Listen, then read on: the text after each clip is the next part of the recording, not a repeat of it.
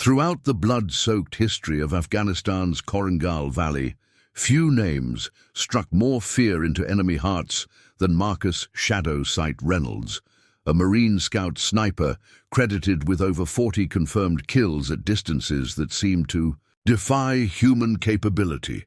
Yet it wasn't his military record that would later become legendary, but rather the night he single-handedly defeated 23 armed men who made the fatal mistake of targeting his quiet Montana farm. A man who once chillingly stated to his would-be attackers, "You chose to prey on what you thought was weak. I chose to remind you why predators should fear the dark."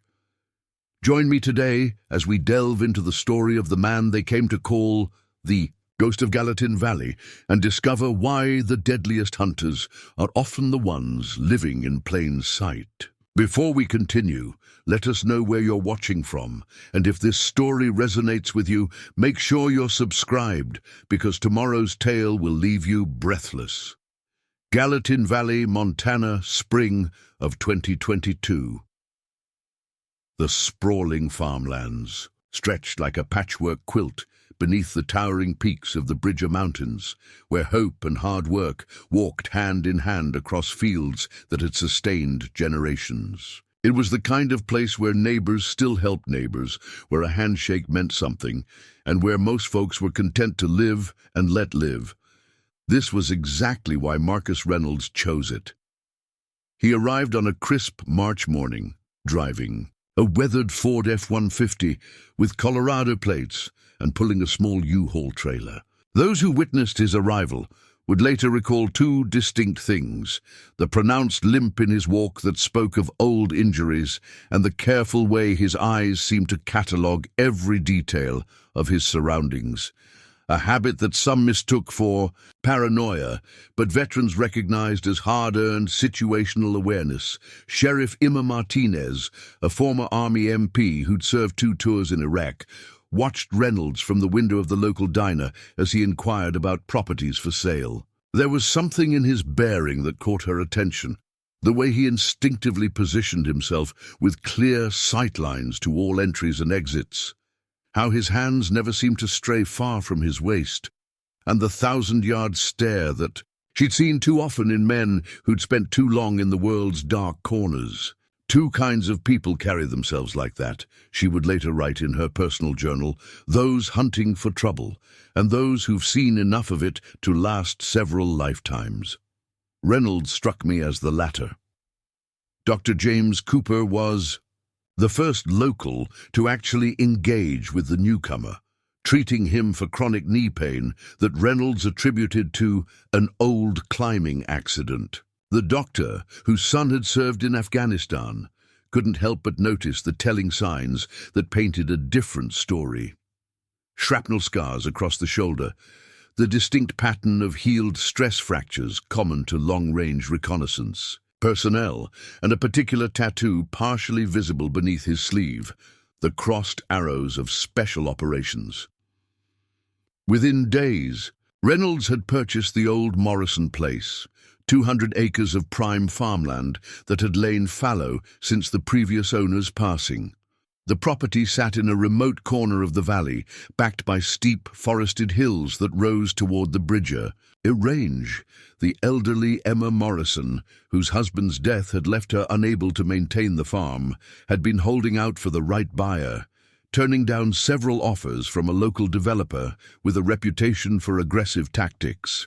There was just something trustworthy about him, Emma would later tell Linda Chen, the owner of the valley's only hardware store. The way he listened, really listened, when I talked about Robert's dreams for the land, how he promised to keep the old growth forest at the back of the property untouched, reminded me of my late husband. Quiet strength, you know. Reynolds settled into the property with methodical efficiency that caught the attention of neighboring farmers. He repaired fences with professional precision, installed modern irrigation systems, and began preparing fields for planting. He paid his bills promptly, attended the occasional community meeting, though he rarely spoke, and politely declined most social invitations. When spoken to, he responded with brief but unfailingly courteous answers, earning him the local nickname Quiet Reynolds.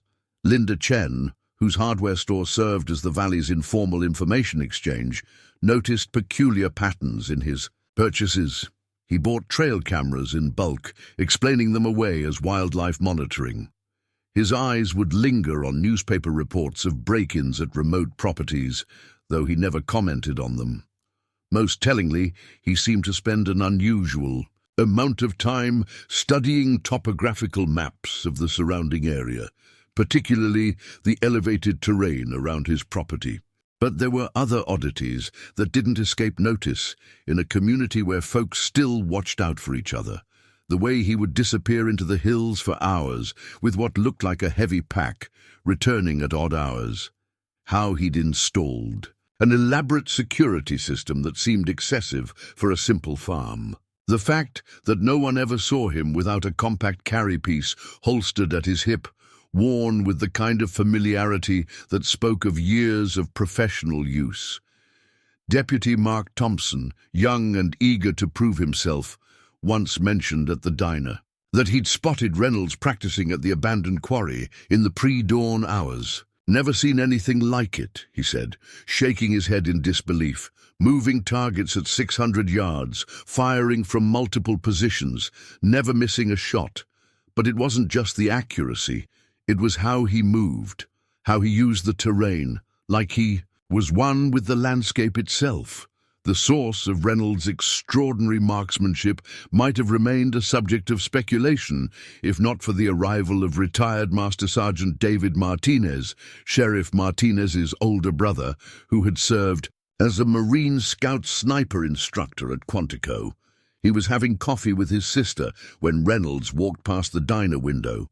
The coffee cup froze halfway to his lips, his weathered face draining of color. "Sweet Jesus," he whispered. "I thought he was dead." Before Sheriff Martinez could ask for clarification, fate intervened in the form of approaching vehicle engines. The Taylor Gang, a ruthless crew of methodical thieves who had been terrorizing remote properties across 3 states, had just rolled into the Gallatin Valley. Their reputation preceded them, a string of brutal home invasions that often left victims hospitalized or worse, using sophisticated tactics that spoke of military or law enforcement background. And with them came the storm that would shatter the peace of the valley forever. The air grew thick with tension as 3 black SUVs cruised slowly down Main Street, their tinted windows concealing the occupants within. The valley had managed to stay relatively peaceful until now, but everyone knew that was about to change. What they didn't know was that the quiet farmer watching from the shadows of Chen's hardware had been waiting for this moment, had chosen this valley for this very purpose, and was about to remind them why some predators are best left undisturbed.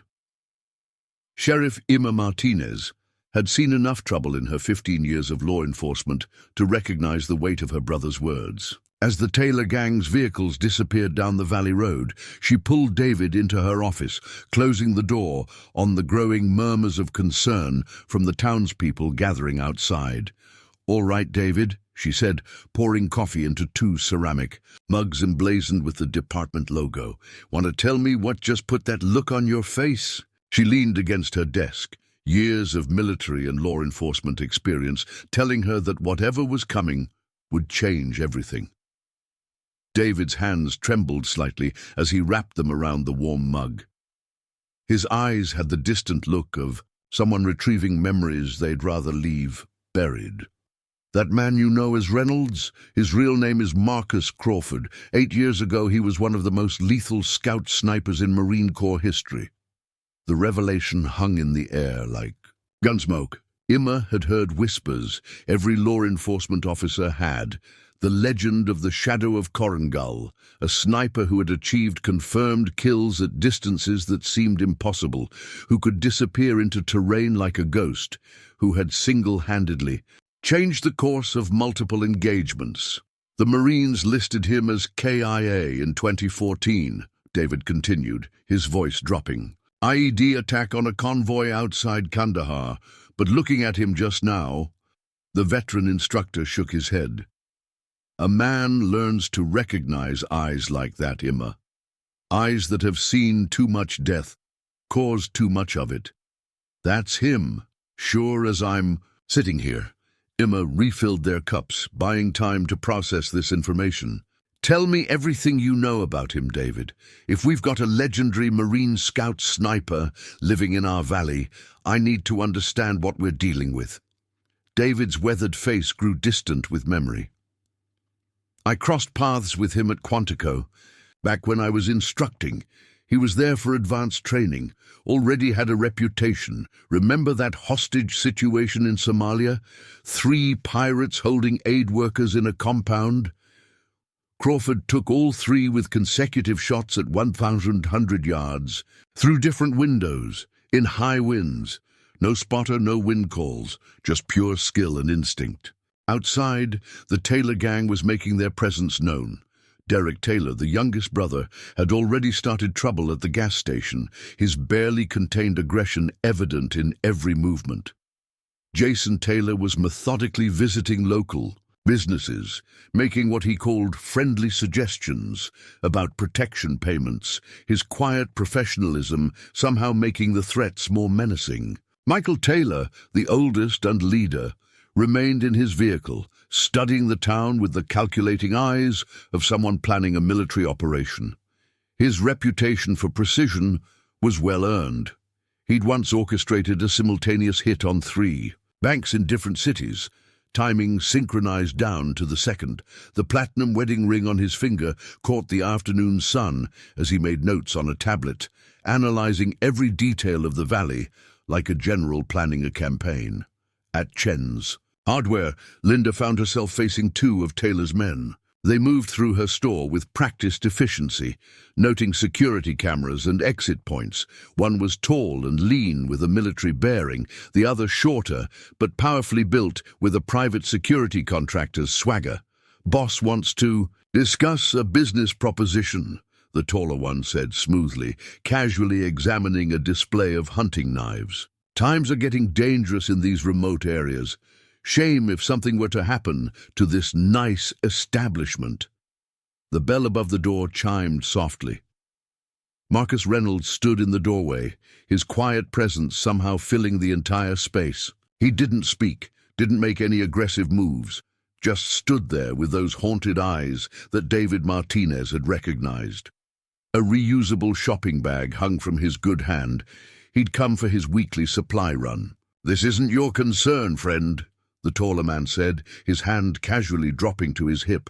"Best move along before things get complicated." Reynolds didn't move.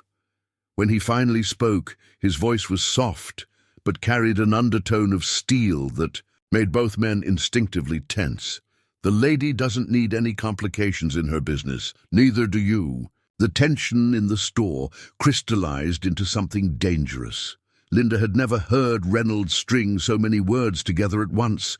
There was something different in his voice now, a quiet authority that came from absolute certainty. The 2 men exchanged glances, professional instincts warning them that something about this situation wasn't adding up.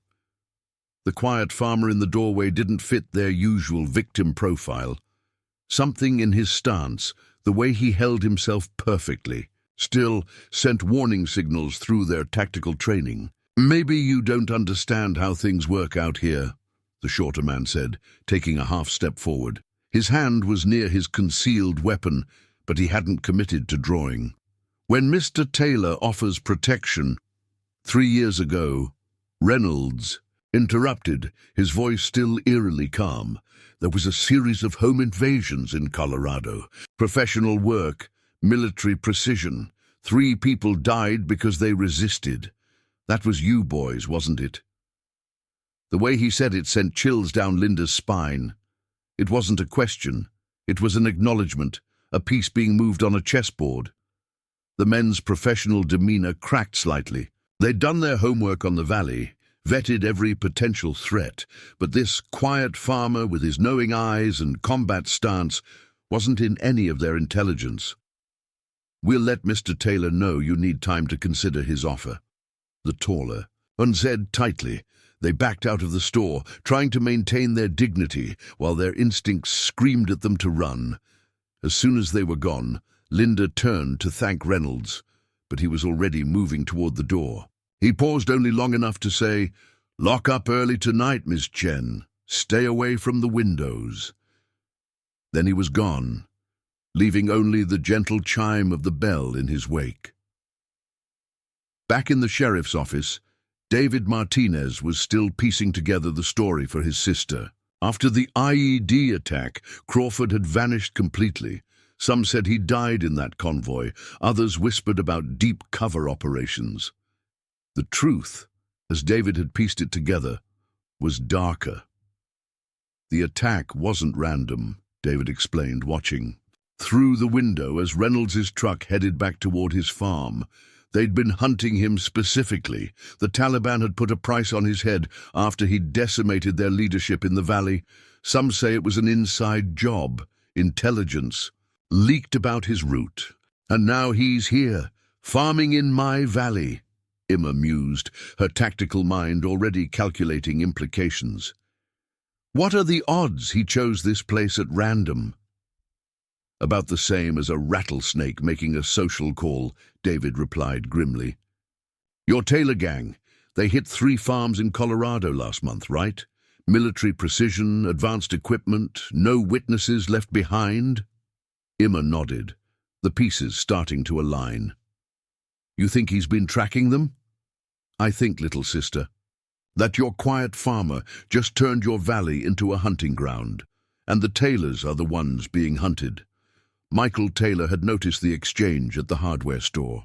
He sat straighter in his SUV, studying the quiet farmer with newfound interest. Something about the man's bearing caught his attention, a familiar hint of lethality that his years in private military contracting had taught him never to ignore.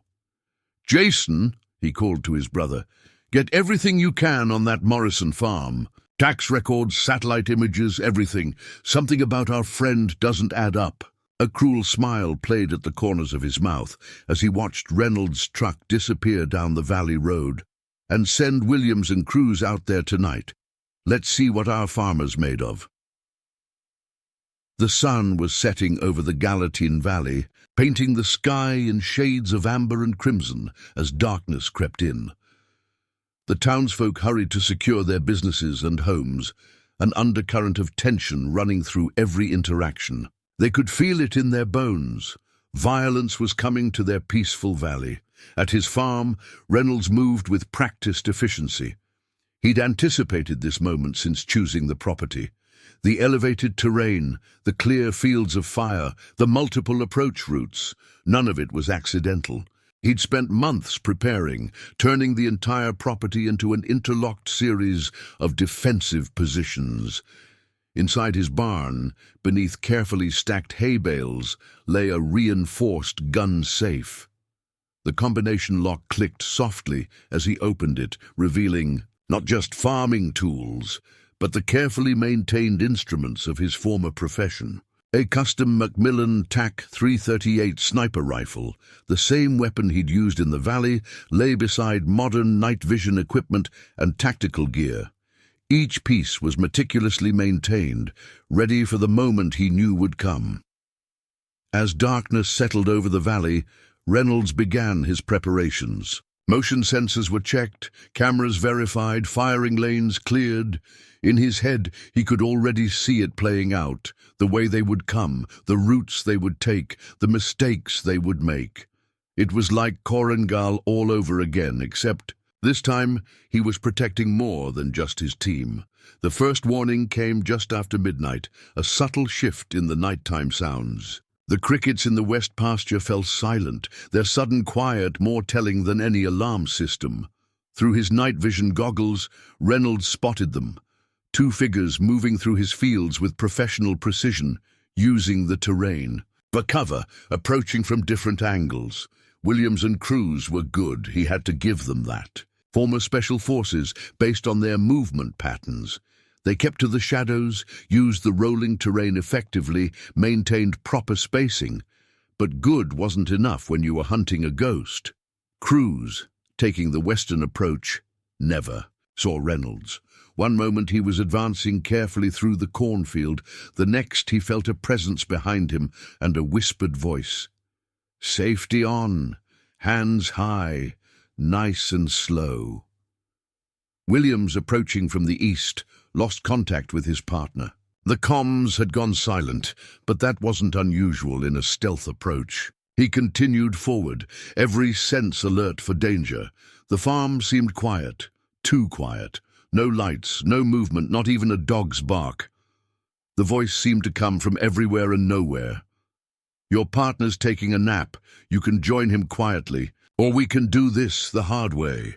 Williams spun, his modified MP5 searching for targets, but there was nothing, just shadows and whispers. His heart rate spiked as training warred with rising panic. This wasn't how it was supposed to go. They were the predators here, not the prey. Last chance, the voice whispered. Closer now. Drop it, or find out why they called me Shadow. Williams had done tours in Iraq and Afghanistan. He'd faced insurgents, terrorists, and hardened criminals. But something about that voice, the absolute certainty it carried, broke through his professional facade. His weapon clattered to the ground. The ghost materialized from the darkness like a shadow taking form. Williams felt his hands being zip-tied with practiced efficiency, and then darkness claimed him too. Michael Taylor was reviewing satellite imagery of the farm when his men's comms went dark. Jason, analyzing data on his laptop, looked up sharply. Both signals gone at the same time. Could be equipment failure. No, Michael replied, his face hardening as he studied the property layouts. Our farmer friend just declared war. Dawn crept over the Gallatin Valley with tendrils of morning mist clinging to the fields. Sheriff Martinez found Williams and Cruz tied to fence posts at the edge of town, their equipment stacked neatly beside them. A note was pinned to Williams' tactical vest. Your men need better training. Next time, don't send amateurs. Dr. Cooper, called to examine the men, found no serious injuries, just precise pressure point strikes that had rendered them unconscious. Whoever did this, he told Emma quietly, knew exactly how much force to use. Military expertise, I'd say. The kind they don't teach in basic training. In his office at the far end of town, David Martinez was making calls to old contacts in the Marine Corps, piecing together the fragments of Marcus Crawford's story. What he uncovered made his blood run cold. It wasn't just the IED attack, he explained to Emma later that morning. 2 weeks before, his spotter was found dead, made to look like a suicide. 3 days after that, someone tried to poison his entire unit. Crawford survived because he was on mission. When he got back, David's voice trailed off. They tried to kill him in the convoy, Emma finished, understanding dawning in her eyes. And instead, they created something worse. David nodded. After that, he disappeared. But there were stories. High-level mercenaries found dead in Thailand, arms dealers in Pakistan, a whole private military team in Ukraine. All long-range shots, all seemingly impossible angles. At the Taylors' temporary headquarters, a rented farmhouse on the outskirts of town, Michael Taylor was reaching similar conclusions. Williams and Cruz's equipment had been returned with modifications, their tactical gear enhanced with custom improvements that spoke of intimate knowledge of special operations procedures. He's not just some farmer, Jason reported, scrolling through databases on his laptop. The property purchase was clean, but I dug deeper. The shell company that transferred the funds, links back to military contracts, specialized training operations. What? About the name Reynolds? Nothing before 3 years ago. It's a ghost identity and a good one. Whoever he is, he's got serious backing. Michael studied the topographical maps spread across the table, his mind working through the implications. The high ground around his farm, the clear fields of fire, the multiple approach vectors. He didn't buy that land for farming. He chose it for a battlefield. Derek Taylor, youngest of the brothers and most volatile, slammed his fist on the table. So we hit him hard. Full team, night assault. Overwhelm him with numbers. No, Michael said quietly, years of tactical experience speaking. That's exactly what he wants. Look at the terrain. He's created a kill zone. Every approach is covered. Every route predictable. We need more intel. In town, Linda Chen was sharing her own observations with Sheriff Martinez. He's been preparing for months, she explained, reviewing Reynolds' purchases. Motion sensors disguised as wildlife cameras, high-end optical equipment listed as farming supplies, materials for reinforcing structures. Emma nodded, her military training helping her see the pattern. He turned his entire property into a fortress right under our noses. But why here? Why now? The answer came from an unexpected source. Emma Morrison, visiting the sheriff's office with fresh baked goods, a small-town tradition she maintained despite the tension, overheard the conversation. It was something he said when he bought the place, she recalled, setting down her basket of muffins. He asked about the Taylor gang's previous attempts to buy the property, seemed especially interested in their connection to some contractor. Group in Colorado. Emma and David exchanged looks. The Colorado home invasions, David said. They weren't random targets. No, Emma agreed, pieces falling into place. They were eliminating witnesses, former military contractors who might have known something about an attack in Afghanistan. At his farm, Reynolds was making his own preparations. The return of Williams, and Cruz had sent his message. This was no simple farmer they were dealing with. Now he waited, watching through high-powered optics as the Taylor gang gathered intel, planned their next move. Through his scope, he observed their patterns, noted their equipment. They were good, he had to admit. Professional, disciplined. Under different circumstances, they might have even been allies. But they'd made their choice years ago in Afghanistan, choosing money over loyalty. And now the bill had come due.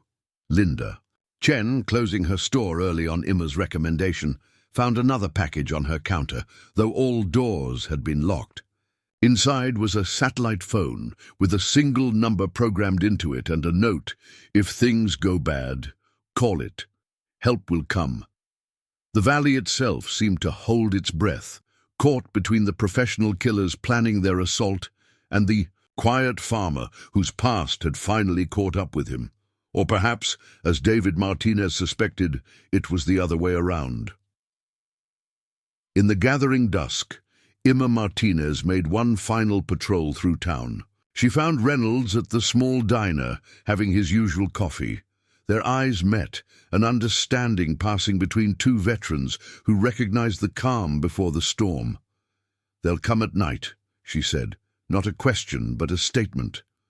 Reynolds nodded, his voice barely above a whisper. "They think darkness will help them.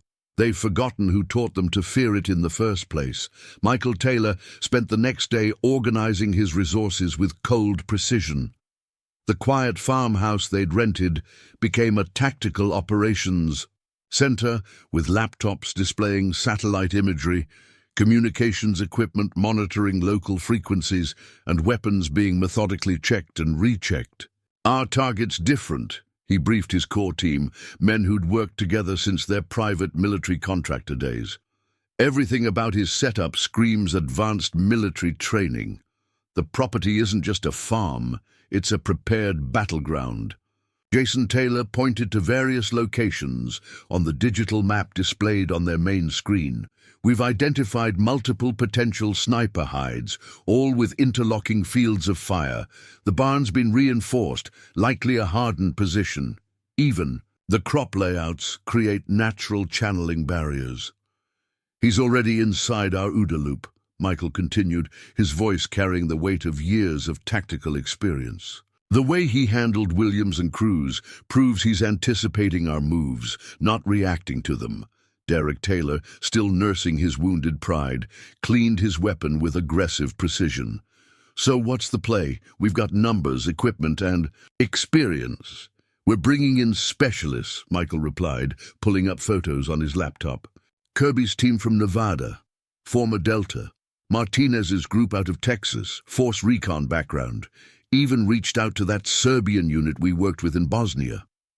Outside, more vehicles were arriving at the farmhouse, unmarked SUVs and heavy-duty trucks carrying men with the unmistakable bearing of professional soldiers. The Taylor gang was calling in every favor, every contact from years of high-risk operations. At the sheriff's office, Emma Martinez watched the influx of new faces with growing concern. Her military police background helped her identify the types: special operations, intelligence backgrounds, private military contractors. This wasn't just going to be an assault. It was shaping up to be a small-scale war. David Martinez, who'd chosen to extend his visit given the circumstances, studied the photos his sister's deputies had taken of the new arrivals. "I know some of these faces," he said grimly. "High-end. Mercenaries, wet-work specialists. The Taylors are spending serious money." "Why?" Emma asked, though she was beginning to suspect the answer. "What makes one farmer worth this kind of response?" David's weathered face was grave. "Because he's not just any farmer. In Afghanistan, Crawford wasn't just another sniper. He was a ghost story that kept Taliban commanders awake at night. A man who could make impossible shots, who could move through their territory like a spirit. They called him the Shadow because you never saw him until it was too late." At Chen's Hardware, Linda was dealing with a different kind of invasion. Professional-looking men in civilian clothes browsing her store, asking casual questions about Reynolds, about his habits, about his farm. Their studied nonchalance couldn't hide their tactical awareness, the way they positioned themselves with clear views of entries and exits. "Just interested in local property values," one said smoothly, examining a display of work gloves. "Heard the Morrison place sold recently." Linda kept her responses vague, remembering the satellite phone hidden beneath her counter. There was something predatory in these men's movements, like wolves trying to pass as sheepdogs. Reynolds himself remained at his farm, his daily routine unchanged to casual observation. He tended his crops, maintained his fences, seemed oblivious to the growing tension. But those who knew what to look for would have noticed subtle preparations, certain equipment being moved, lines of sight being cleared, defensive positions being strengthened. Dr. Cooper, making a house call to check on Reynolds' knee, found his patient calmly cleaning a rifle at his kitchen table. Not the hunting rifles common to local farmers, but a sophisticated weapon the doctor recognized from his son's Special Forces photos. "They're bringing in professionals," Cooper mentioned, trying to keep his voice casual as he examined the knee. "Good," Reynolds replied softly, his hands never stopping their methodical work. "Professionals might show better judgment." The doctor noticed other changes in the house: reinforced windows, subtle camera installations, cached medical supplies. "You've been expecting this," he realized. Reynolds met his eyes. "For 8 years. Emma Martinez spent the afternoon coordinating with state police and neighboring counties, trying to prepare for whatever was coming. She found Reynolds at the local diner that evening, his usual quiet presence somehow more pronounced against the growing storm. "I count at least 30 new faces in town," she said, sliding into the booth across from him. "All with military or contractor backgrounds." Reynolds sipped his coffee. 37. 4 more teams arriving tonight." "My brother told me about Afghanistan," Emma continued, studying his reaction. "About the convoy, about your spotter." "They bought help from inside," Reynolds replied, his voice carrying a rare edge. "Mercenaries who decided money was worth more than brotherhood.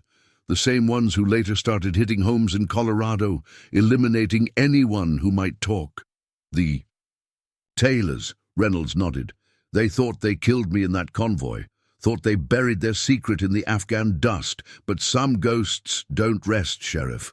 Some ghosts wait and watch and choose their moment. As evening approached, more vehicles arrived at the Taylors' temporary headquarters. Professional killers from across the continent, drawn by money and reputation, gathered to hunt what they thought was just a highly trained farmer. They didn't realize they were the ones being hunted, that every arrival, every preparation, every plan was playing into a strategy 8 years in the making. The ghost of Coringal Valley hadn't chosen the Gallatin by chance. He'd chosen his killing ground with the same precision that had made him a legend.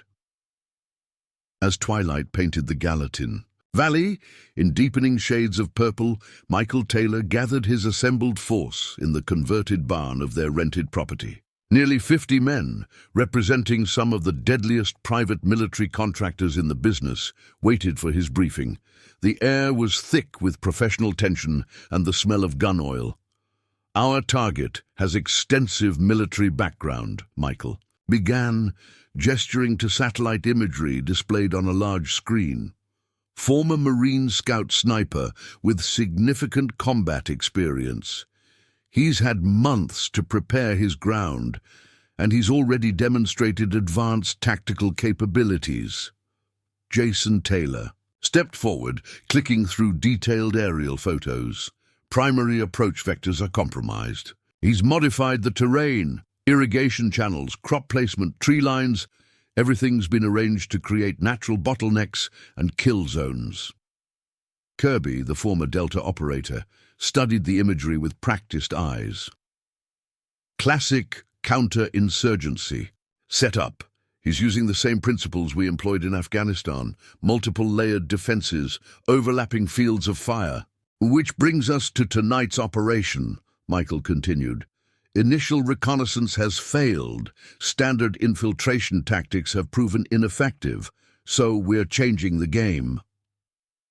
He zoomed in on specific sectors of Reynolds' farm. "We hit him with overwhelming force from multiple directions.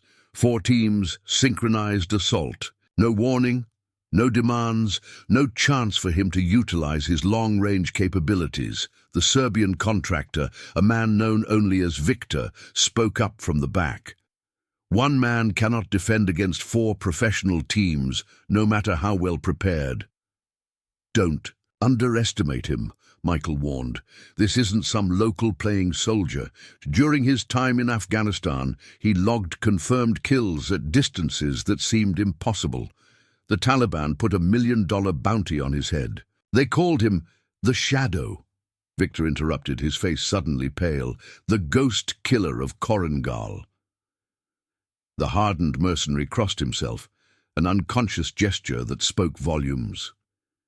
There were stories about him in contractor circles. A sniper who could hit targets through gaps that didn't seem to exist, who could read wind patterns like they were written in the air. At the farm, Reynolds was making his own preparations. Through high-powered optics, he observed the gathering force at the Taylor compound. His trained eye noted their equipment, their movement patterns, their unit cohesion. These weren't common thugs. These were professionals, men who'd fought in the world's darkest corners. Dr. Cooper arrived as dusk was settling, carrying his medical bag. "Sheriff Martinez asked me to check on you," he said, watching Reynolds. "Adjust the scope on a rifle that cost more than most cars. Though I'm guessing you've already planned for potential casualties." Reynolds nodded toward a reinforced cellar door. "Full trauma kit below. Blood supplies, surgical equipment, everything you might need." "You really think it will come to that?" "They're bringing in professionals," Reynolds replied softly. "Men who've done this kind of work before, but they've forgotten something important." He made a minute adjustment to his scope. "What's that?" "Professionals leave evidence. Ghosts don't." In town, Emma Martinez was positioning her deputies at strategic points, ready to respond if the violence spilled beyond Reynolds' farm. David Martinez had made some calls of his own, old Marine Corps contacts who owed favors. Former operators who remembered the shadow of Korengal, Linda Chen found another package in her store, this time containing night vision equipment and detailed instructions. If you see vehicles moving fast down Main Street, the note read, kill the power to the town. Darkness is an ally. The Taylor force began moving into position as true night fell. 4 teams, each composed of 12 highly trained operators, approached the farm from different directions. Their night vision equipment was top of the line, their communications encrypted, their movements coordinated with satellite precision. Team 1, led by Victor, approached from the north through a dense tree line. Team 2, under Kirby's command, used a dry creek bed from the east. Team 3 took the southern approach through a cornfield, while Team 4 circled wide to come in from the west. Michael Taylor, coordinating from a mobile command center, watched their progress through live drone feeds. Everything was going according to plan. The teams moved with professional silence, maintaining perfect spacing and communication discipline. Then Team 3's radio crackled. "Something's wrong," came the whispered report. "The corn, the rows aren't random, they're channeling us." Before Michael could respond, Team 2's leader cut in. "Creek bed's been modified too. We're being funneled into prepared." The transmission cut off as the night erupted in chaos. The valley seemed to come alive with traps and ambush positions that no one had spotted during reconnaissance. Team 3 found themselves caught in a maze of razor wire hidden among the corn. Team 2's creek bed suddenly flooded as a prepared dam release sent water coursing through their position. Victor's team in the north encountered a series of carefully placed explosive charges. Not lethal, but the concussion and light destroyed their night vision advantage. Team 4 found themselves cut off by lines of primitive but effective tangle wire that hadn't been visible even during daylight reconnaissance. And through it all, precise shots rang out from multiple positions. No kill shots, instead, carefully placed rounds that wounded, disabled, created chaos. The professional operators found themselves facing not just a prepared defender, but a ghostly presence that seemed to be everywhere and nowhere. "Fall back," Michael ordered, watching his carefully planned assault dissolve into confusion. "All teams, fall back and regroup." But retreat proved as difficult as advance. Every escape route had been prepared, each withdrawal path covered by interlocking fields of fire. By the time the teams managed to extract themselves, 15 men were wounded, their expensive equipment damaged or destroyed, and their professional confidence shaken to the core. As the tactical teams regrouped at their headquarters, a single message arrived, a note attached to a spent cartridge case that one of the operators found in his pocket, though no one had seen it being placed. "That was your warning shot. Next time, I aim to kill. You have until dawn to leave the valley." In the aftermath of the failed assault, Michael Taylor's command center buzzed with tension as team leaders reported their casualties. Through the window, he could see medics treating the wounded, professional operators who'd fought in global hotspots, now nursing injuries from an engagement with a single opponent. "It wasn't just the preparation," Kirby reported, his Delta Force experience evident in his tactical analysis. "Every counter-move was anticipated. Every reaction we could have made was already planned for. He didn't just prepare the ground, he prepared for our specific tactics." Victor, his face still pale from the encounter, nodded in agreement. "He knew our playbook. The way we stack for entry, our standard operating procedures, even our communications protocols. He wasn't guessing, he knew." Jason Taylor, analyzing data from their damaged drone feeds, pulled up thermal imaging captured during the assault. "Look at this," he said, pointing to multiple heat signatures across Reynolds's property. "Decoys, electronic heat sources placed to mimic human presence. He made us think he was everywhere." "Because he knows us," Michael said quietly, the realization hitting him like a physical blow. "He's been studying us since Afghanistan. Every operation, every tactic, every procedure. We're not hunting him. We're playing a game he's been setting." Up for 8 years. Derek Taylor slammed his fist on the table, his volatile temper finally erupting. So we change the game. Bring in more men, heavier weapons. Nobody's immortal, nobody's unbeatable. We just tried that, Kirby countered, his professional calm a sharp contrast to Derek's rage. Through 50 of the best operators in the business. At him, you know what we learned? He's not defending that farm, he's using it as a weapon. At the sheriff's office, Emma Martinez was reviewing after-action reports with her brother. The night's events had confirmed their worst fears about the scale of the conflict brewing in their valley. This is just the beginning, David warned, studying photos of the wounded mercenaries being evacuated. The Taylors can't back down now, too much reputation at stake. And Crawford, he's been waiting years for this. The farm, the valley, everything, it's all part of his plan. To do what? Emma asked, though she suspected she knew the answer. To finish what started in Afghanistan, to eliminate everyone involved. In the convoy attack, in the death of his spotter, in the betrayal of their unit.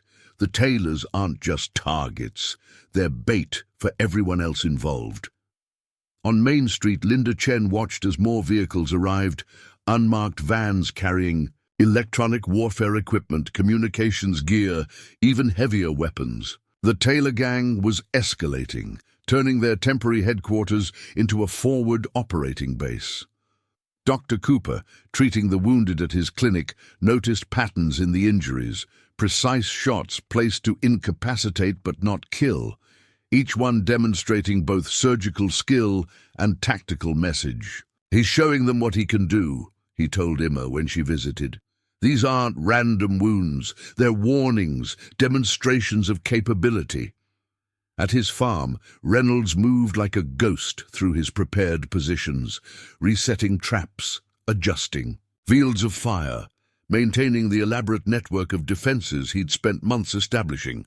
Through his scope, he observed the Taylor compound, noting their adjustments, their increasing desperation. A quiet voice behind him made him turn. Sheriff Martinez stood there, having approached without triggering any of his perimeter alerts, a feat that earned her a slight nod of respect. "They're bringing in more hardware," she said. "Electronic warfare packages, anti-sniper equipment, even talked about helicopter support." "Good," Reynolds replied softly, returning to his observation. "Let them waste resources fighting the last battle. They still think this is about the farm. Isn't it? This farm is just a stage, Sheriff.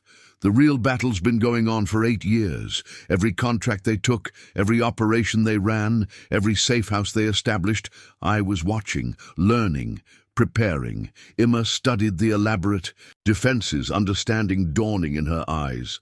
You chose this valley on purpose. The terrain, the community, the isolation. It's perfect for your needs." "More than that," Reynolds said, making a minute adjustment to his scope. "It's perfect for theirs. Remote enough for them to operate freely, close to their supply lines, far from federal oversight. They had to come here. They had to bring their whole network." "You're not just hunting the Taylors," Emma realized. "You're drawing out everyone involved in the Afghanistan betrayal." Reynolds nodded slightly. "Look at their new arrivals. Former CIA contractor in the blue van. Private military company executive in the black SUV. Each one played a part, each one took blood money. And now they're all here, in one place, thinking they're the hunters." As if to emphasize his point, more vehicles were arriving at the Taylor compound. High-end military contractors, intelligence community veterans, all drawn by the challenge of hunting what they thought was just a highly trained defensive fighter. "It's going to get worse," Emma said, watching the build-up through binoculars. "It's going to get exactly as bad as I planned it to be," Reynolds corrected softly. 8 years of planning, Sheriff. Every contingency, every reaction, every escalation. It's all been war-gamed. They're not just walking into my kill zone, they're walking into their own past." The sun was setting over the Gallatin Valley, painting the sky in shades of blood.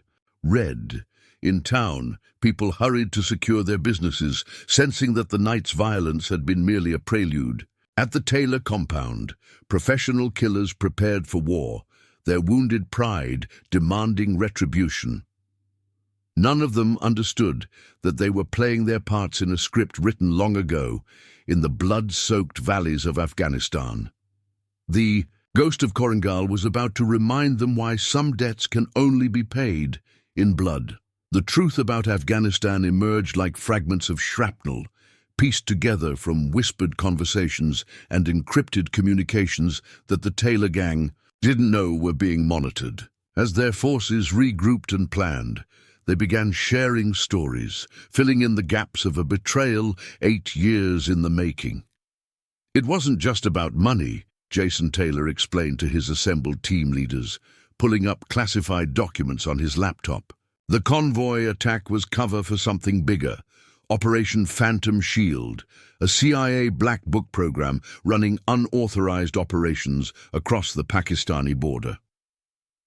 Michael Taylor, studying surveillance feeds of Reynolds' farm, added his own piece to the puzzle. Crawford's unit wasn't supposed to be there that day. His spotter, David Chen, had stumbled onto something during a recon mission. Evidence of weapons shipments, missing funds, contracts that didn't exist. Chen, Linda whispered in her store, the name hitting her like a physical blow. She was reviewing an old photo album, looking at pictures of her brother in his Marine Corps uniform. They told us it was suicide, that the pressure of combat had gotten to him. Her hands trembled as she reached for the satellite phone Reynolds had given her. At the sheriff's office, David Martinez was receiving information from his own sources. The convoy attack wasn't random, he told Emma, spreading documents across her desk. They needed to eliminate Crawford's entire unit. Too many questions being asked about missing weapons, about contractors working both sides of the border. But Crawford survived, Emma said, understanding dawning in her eyes. Worse than that, David replied grimly. He understood. The IED, his spotter's death, the attempted poisoning of his unit, it was all connected. A network of private military, contractors, intelligence operatives and corrupt officials, all profiting from prolonging the conflict. At the Taylor compound, more pieces were falling into place. Victor, the Serbian contractor, was sharing his own intelligence. After the convoy, there were rumors. High-level mercenaries found dead, arms dealers disappearing, entire private military teams eliminated, all professional hits, all impossible shots. He wasn't just surviving, Kirby realized, his Delta Force experience helping him see the pattern. He was hunting, gathering intelligence, eliminating targets, working his way up the chain. In his command center, Michael Taylor received a secure call that made his blood run cold. "You don't understand," the voice on the other end said, belonging to a former CIA operative now running a private intelligence firm. Crawford didn't go rogue after the convoy. He went hunting. Every contract your organization took, every safe house you established, every operation you ran, he was watching, documenting, preparing. Dr. Cooper, treating another wave of wounded contractors, found a pattern in their injuries that told its own story. "These aren't random wounds," he explained to Emma. "Each shot is placed to match injuries from the convoy attack. He's making them feel what his unit felt." Reynolds moved through his property like a ghost, adjusting positions, maintaining equipment, preparing for the next phase. Through his scope, he observed the growing force at the Taylor compound. Each new arrival was another piece of the puzzle, another player in the betrayal finally gathering in one place. Linda Chen's brother had been Reynolds' spotter, his eyes and ears in the valley. They'd been more than teammates. They'd been brothers. In arms. When David Chen started asking questions about missing weapons and suspicious contracts, he signed his own death warrant. The official report called it suicide, but Reynolds had known better. The angle of the gunshot, the missing notebook, the wiped laptop, all signs pointing to a professional hit. The Taylor gang had been just one part of a larger network. Private military contractors working with corrupt intelligence officials, weapons dealers and local warlords, all profiting from extending the conflict. When Chen stumbled onto their operation, they moved quickly to eliminate any threats. But they made a crucial mistake. They thought killing his spotter, attacking his convoy, and destroying his unit would bury their secret. Instead, they created something far more dangerous, a ghost with nothing left to lose and the skills to hunt them all. At the Taylor compound, Michael received another disturbing report. "It's not just us," a former intelligence operative warned. "He's drawn in everyone. The contractors who provided the intel for the convoy attack, the officials who covered up Chen's murder, the arms dealers who supplied the weapons. We're all here thinking we're hunting him." Emma Martinez, reviewing satellite imagery of the valley, saw the tactical brilliance of Reynolds' plan. The farm's location, the surrounding terrain, the limited access routes, everything had been chosen to create the perfect kill zone. But, more than that, it was positioned to draw in his real targets. The Gallatin Valley wasn't random, she told her brother. "Look at the location.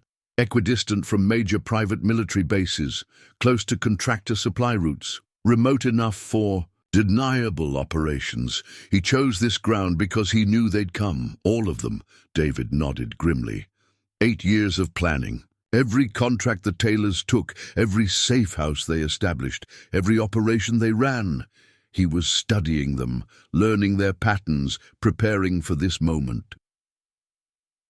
As night fell over the valley, the pieces of the puzzle finally formed a clear picture. The quiet farmer wasn't defending his land.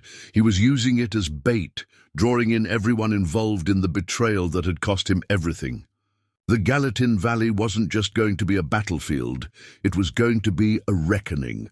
Reynolds stood on his porch, watching the sunset paint the mountains in shades of blood red. Through his scope, he could see more vehicles arriving at the Taylor compound, each one carrying another piece of his past, another participant in the betrayal that had turned him into a ghost. "They're all here now, David," he whispered to the memory of his fallen spotter. "Everyone who had a hand in it, just like we planned." As late afternoon shadows lengthened across the Gallatin Valley, the Taylor compound transformed into a high-tech war room. Multiple screens displayed thermal imaging, drone feeds and surveillance data, while communications specialists monitored encrypted channels. The professional killers they'd assembled were no longer just hunting a skilled opponent. They were fighting a ghost from their own past. "We've identified multiple electronic signatures across his property," Jason reported, pointing to a complex pattern of heat sources and motion detectors on his main display.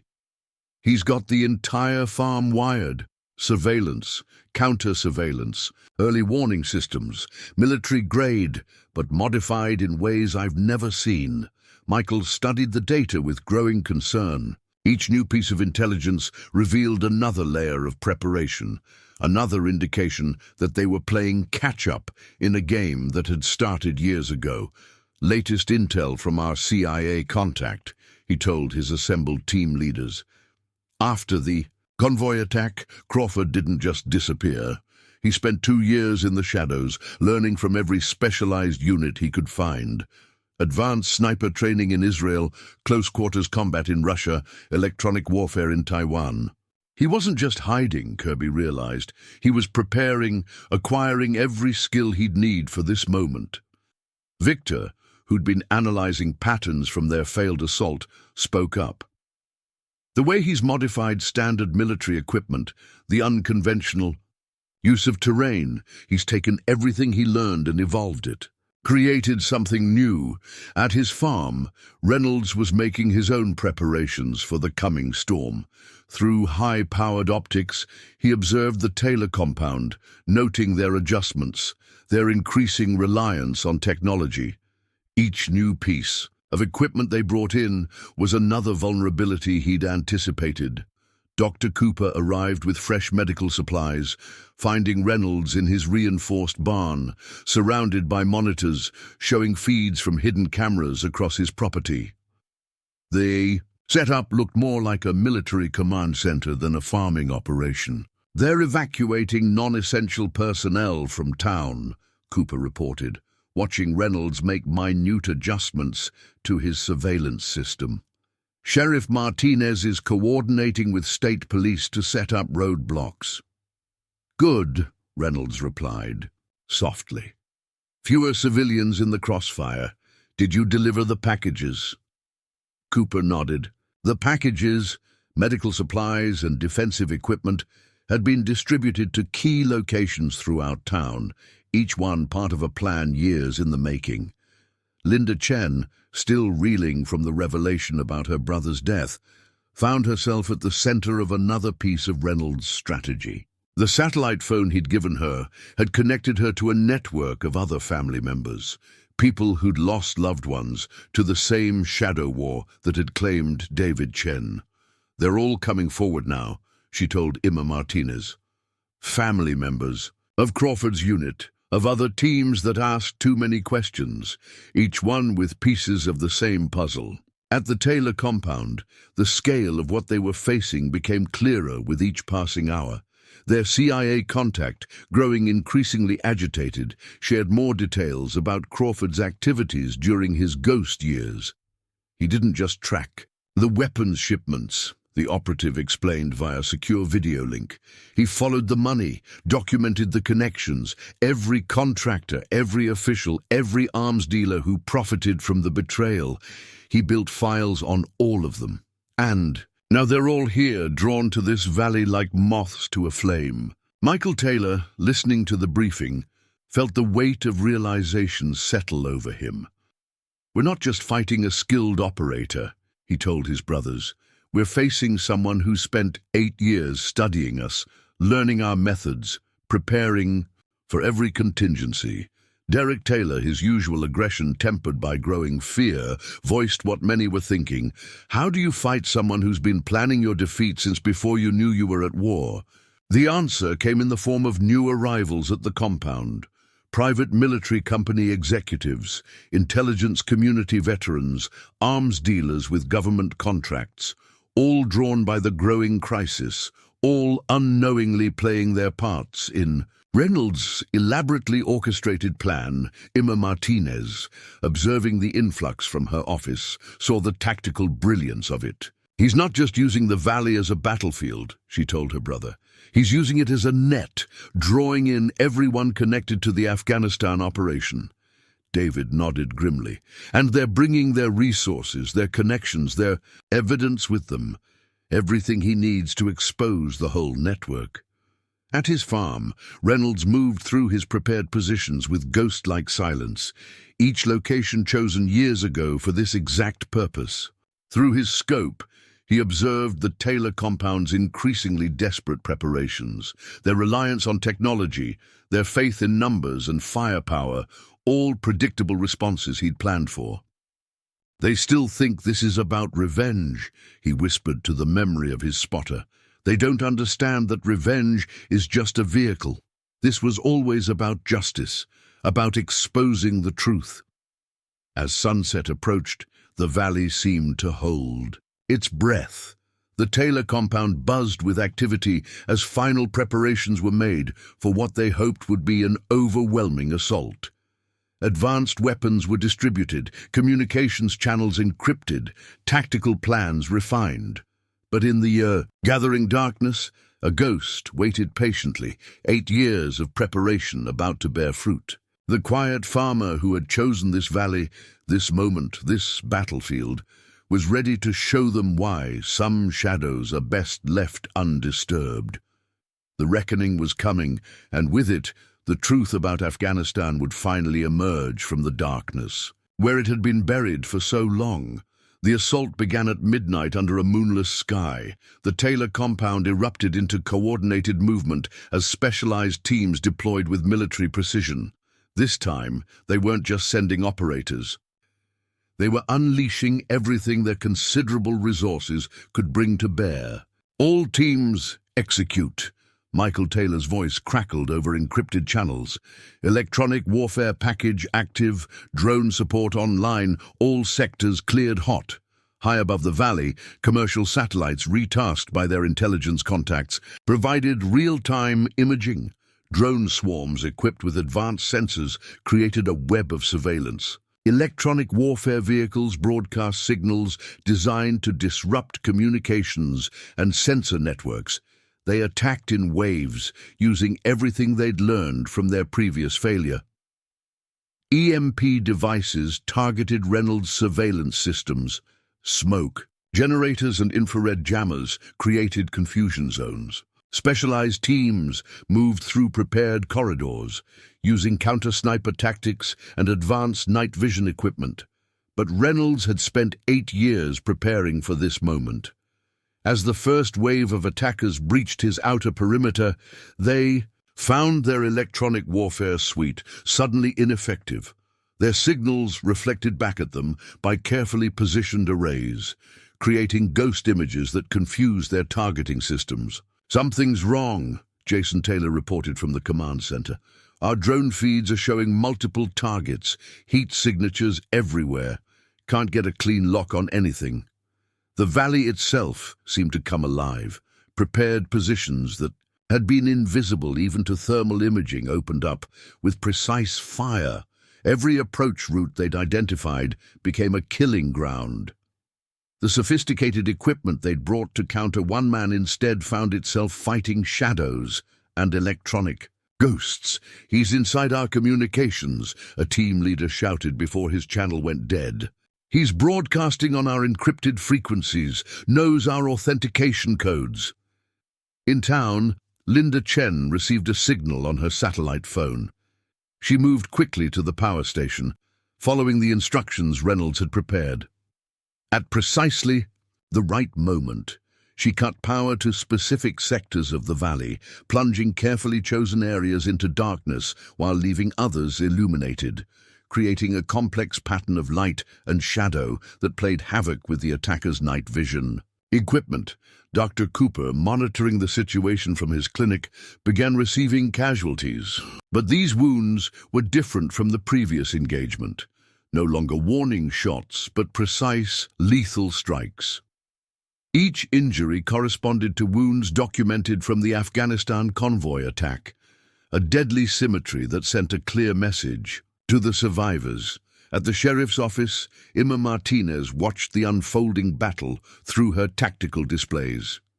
"He's not just fighting them," she told her brother. "He's recreating the convoy ambush, making them experience what his unit went through." David nodded grimly. "But this time, he's the one in control. Every piece of equipment they're using, every tactic they're employing, he's studied it all, prepared countermeasures for everything." The Taylor force found themselves fragmented, their carefully planned assault turning into a series of isolated engagements. Communications were compromised, equipment malfunctioned, and every attempt to regroup was met with precise fire that seemed to come from everywhere and nowhere. "Fall back," Michael ordered, watching his tactical display show unit after unit. "Going dark. All teams, fall back and—" A single shot cut through the command center's reinforced window, destroying their main communications array with surgical precision. In the sudden silence, a voice whispered through their backup radios.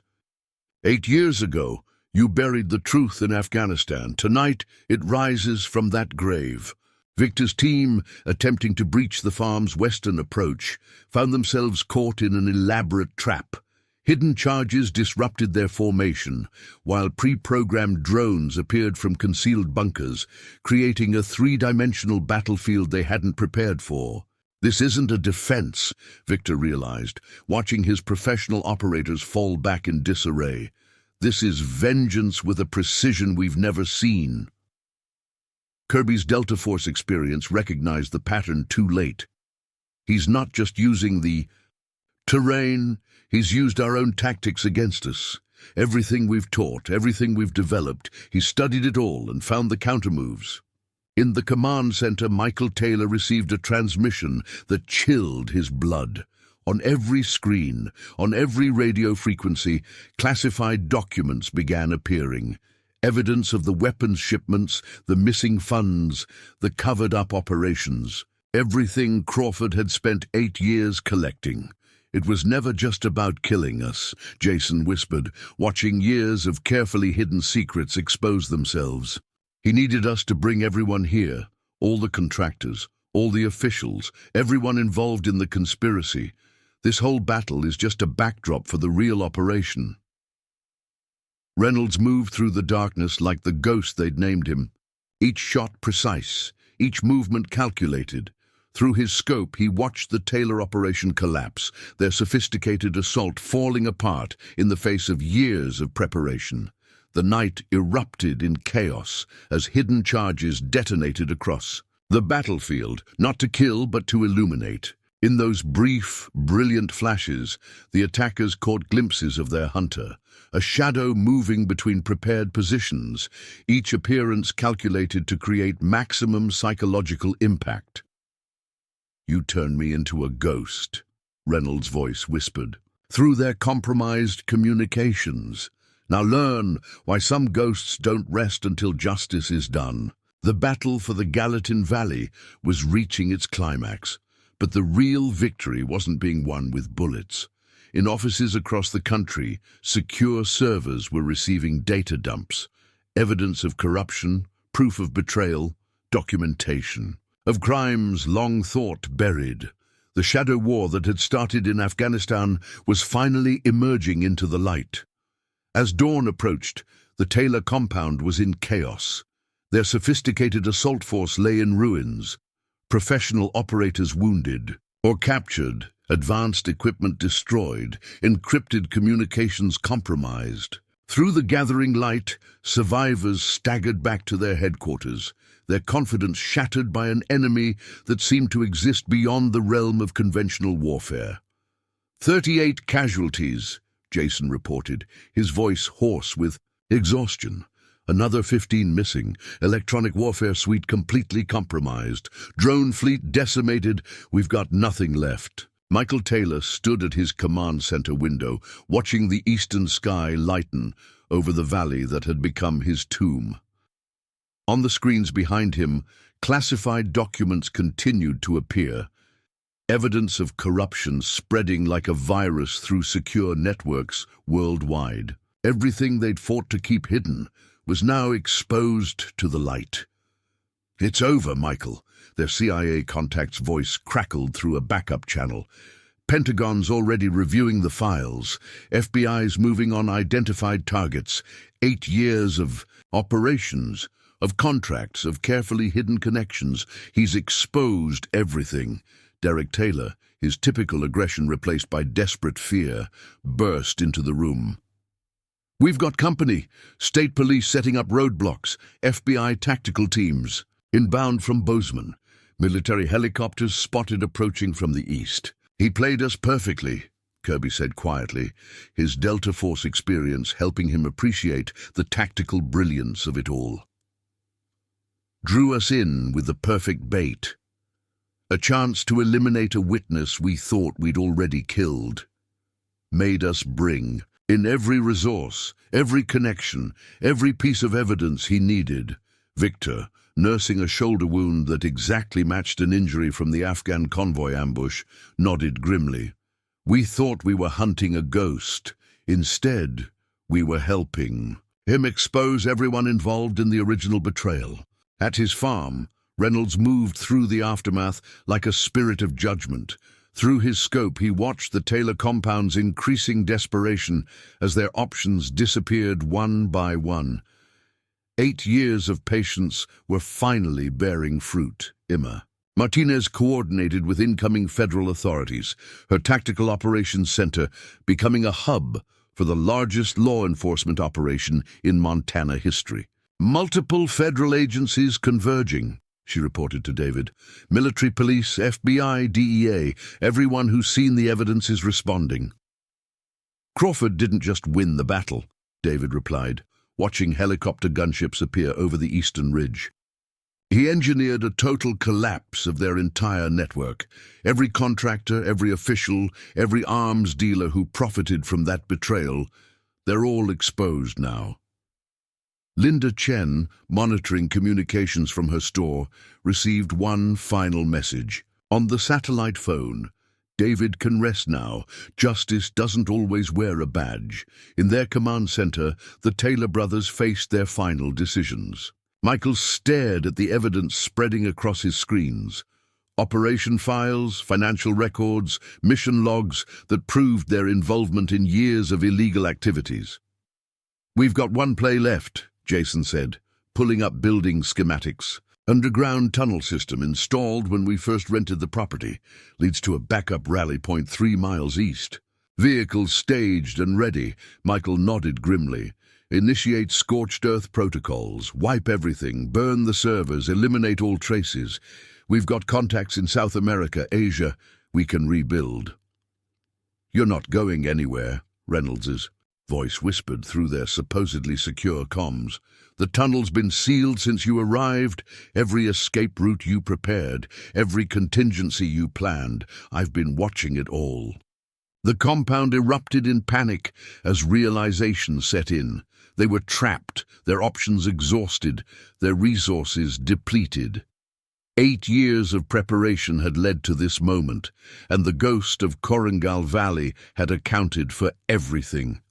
Derek Taylor, his sanity finally breaking, grabbed an assault rifle and charged out the main doors.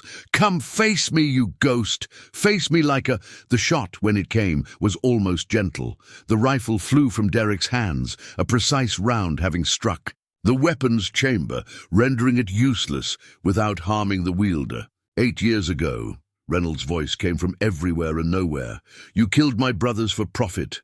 Buried the truth under classified documents and corrupt investigations. Thought that eliminating witnesses would protect you forever." Through his scope, Reynolds watched the compound's final moments. Federal authorities were closing in from all directions.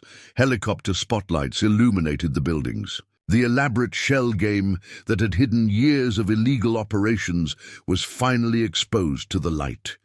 Michael Taylor, understanding at last the full scope of his defeat, made his final decision. He drew his sidearm, but before he could raise it, a shot from an impossible angle sent it spinning from his grip. "No easy way out," Reynolds whispered. "You face justice in the light, just like David would have wanted." As the sun finally crested the eastern mountains, federal agents breached the compound. The Taylor brothers and their remaining men surrendered without resistance, their spirits broken by the realization that they'd been outmaneuvered not just tactically but strategically, years before they even knew they were at war. The ghost of Gallatin Valley had accomplished what badges and courts had failed to do. 8 years of patience, of planning, of precise preparation had exposed a network of corruption that had thought itself untouchable. In the end, justice wore the face of a quiet farmer who had never forgotten his fallen brothers. As federal authorities processed the scene, Reynolds stood on his porch watching the sunrise paint the Gallatin Valley in hues of gold. Sheriff Martinez found him there, his rifle finally at rest. "The FBI found everything," she said. "Files, recordings, financial records, 8 years of evidence. The whole network's exposed." Reynolds nodded silently, his eyes on the distant mountains. The ghost of Gallatin Valley had completed his mission, avenged his fallen brothers, and brought truth to light. In the following weeks, arrests spanned across multiple countries. High-ranking officials, private military contractors, arms dealers. Everyone involved in the Afghanistan betrayal faced justice. David Chen's death was officially reclassified, his name cleared, his sacrifice honored. Linda Chen found one final package in her store, her brother's sniper log, preserved all these years by his spotter, now returned to his family where it belonged. Reynolds remained in the valley, tending his farm, a quiet guardian rather than a ghost, Sometimes newcomers would ask about the legend of the farmer who outmaneuvered an army. The locals would just smile, knowing that some shadows are best left undisturbed and some guardians prefer to protect in silence. That's the end of the story. If you like the story, then please subscribe to our channel, because tomorrow more interesting stories are coming.